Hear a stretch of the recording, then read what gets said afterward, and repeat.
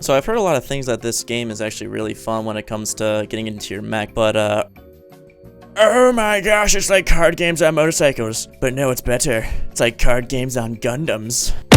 Oh man, this poor guy. It's like he almost has never even controlled a mech here before. I'm really curious of actually meleeing him, because as a pilot you can— oh my goodness gracious. That's like something that Michael Bay would have put in a Transformers movie. Hashtag bring down the house jutsu.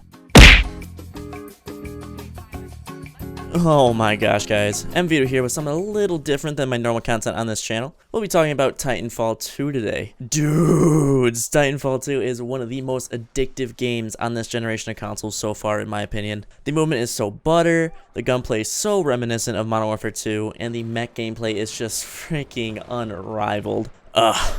I just get goosebumps thinking about it. I can't encourage you guys enough to get this game right now.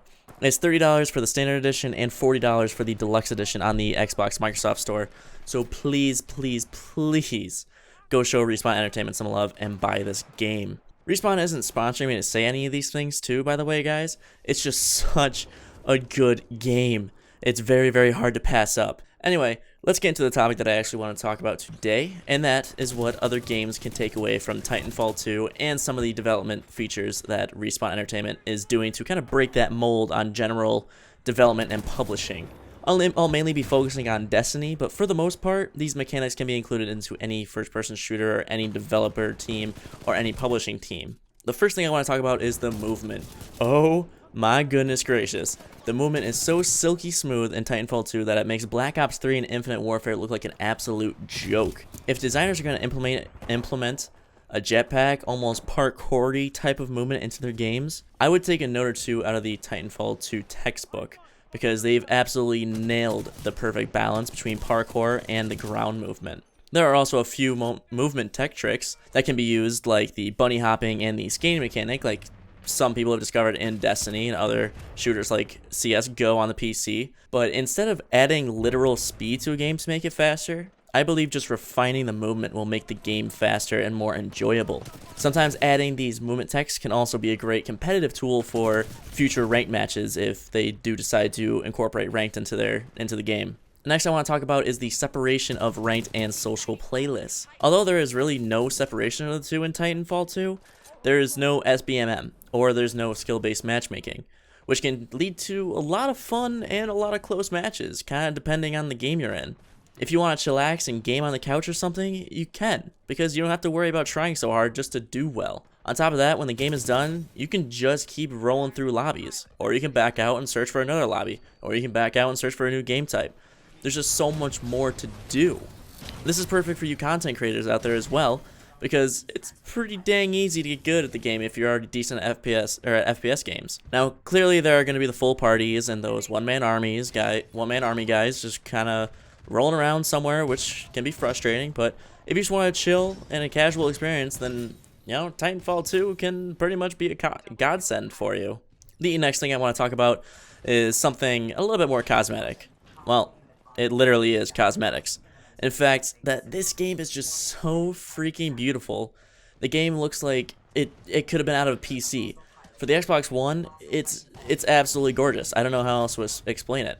And it performs super well too. 1080p and 60 FPS has never looked so good on a console until what I believe Titanfall 2 came out. Seeing that it's 2017, I believe that 1080p constant 60 FPS, and I really want to hit home the 60 FPS point.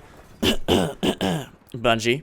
I believe that 1080p 60 is the new standard when it comes to video games. I don't really care who you are. No one's gonna really be jumping for joy when they find out that a game is running at 30 FPS in 2017.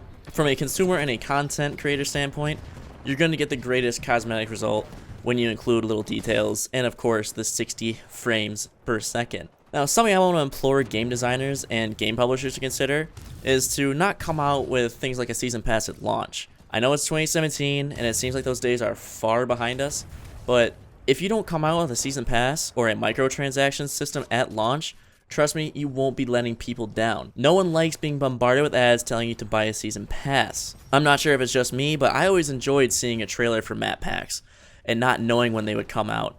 it would create a new sense of hype for me to go back and replay the game. That's what the smarties over at Respawn Entertainment have done, and they've essentially delivered you a full game for their full $60 that their consumers actually enjoy, and it's a game that Respawn is actually content with putting out, and from what I can tell, they're extremely happy with their end product.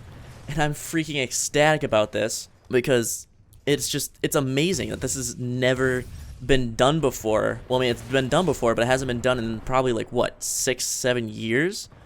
I can't remember the last time I had bought a game, and even when I buy a physical copy of a game, I still need to down the other half of the game before I can play it. Like, 1, I'm super impatient. 2, it seems to me that I spent $60 whole on half a game. And 3, it takes up way too much space on my internal 1 terabyte hard drive, especially since I didn't want to drop the extra $50 to $100 on an extra external hard drive. I'm also a big believer in the whole give and you shall receive notion, and Respawn has definitely done nothing more than give and give and give, and I've done completely enough receiving where I actually want to give back to Respawn. Because of this, I would be more than happy to drop like $5 to $10 on an in-game item, or spend $15 on a map pack if it meant supporting them, just because they've done so much for us already. Last but not least, I really want to hit home the fact on how fun the gunplay is in Titanfall 2. It really seems like the guys over at Respawn Entertainment have finally found the formula for bringing back that nostalgic and addictive gunplay that were in games such as COD 4, Modern Warfare 2, or Black Ops. You know, the AAA shooters that were so critically acclaimed, and for good reason. I believe that if more developers were to focus on perfecting their gameplay first and build on top of that, their games would be so much better received, and it wouldn't die out as fast in the community aspect of things. Alright guys, quick question for you. Do you like Titanfall 2 on the channel? If you do, leave a comment in the section down below. It's a little bit different, like I said earlier. I'm going to be making a couple more videos of TF2 nonetheless in the future, but depending on how well this goes, those videos may be closer in succession, or they can be a little bit farther in between. If you liked the video, please consider clicking that like button, subscribe for some more FPS videos, and as always, I will see you in the next video. Thanks guys.